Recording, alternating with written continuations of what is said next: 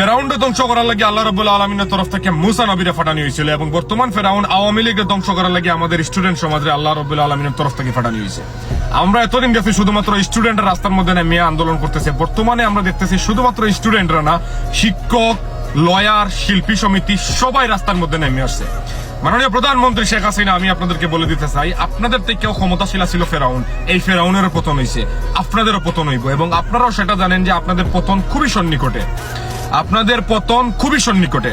আমি আমার এই ফ্রেন্ড লিস্টে আমার যদি আওয়ামী লীগের কেউ থাকে তখন আমি আপনাদেরকে একটা অনুরোধ জানাই, আপনাদের নিজ নিজ দায়িত্বে আমার আনফলো করে দেন, বিকজ আমি আমার কোনো বাইয়ের খুনিরে আমার ফলো লিস্টে, ফলোইং লিস্টে, ফ্রেন্ড লিস্টে আমি রাখতাম চাই না।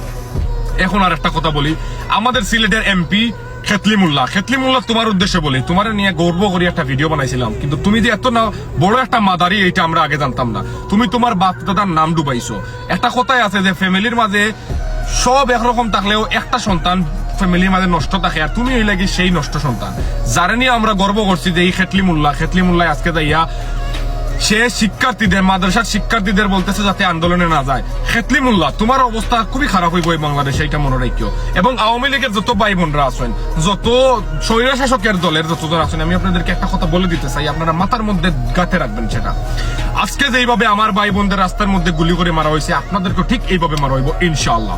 এবং সেই দিন আমরা দেখমু ইনশাআল্লাহ, বেশি দূরে না। মাননীয় প্রধানমন্ত্রী শেখ হাসিনা, আপনার অবস্থা এত খারাপ হইব যেটা আপনি কল্পনাও করে, আপনি নিজে জানেন যে আপনি যখন ক্ষমতা ছাড়বেন, ক্ষমতা ছাড়ার পরে আপনার অবস্থান কি হইব।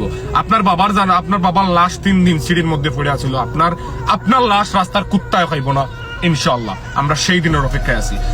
আমি আমার ছাত্র সমাজ ভাই বোনদের বলতেছি, বাংলাদেশের ভাই বোনদের বলতেছি, ইন্টারনেট বাংলাদেশের খুবই শীঘ্রই আবার বন্ধ করে দিব। আপনারা ভয় পাইবেন না, আপনারা চালিয়ে যান। আমরা প্রবাস থেকে আসি আপনাদের সাথে, আমরা প্রবাসী, 1.5 কোটি প্রবাসী আপনাদের সাথে আসি। আপনারা এগিয়ে যান, লড়ে যান, আল্লাহ আপনাদের সাথে আছে, আমাদের দোয়া আপনাদের সাথে আছে।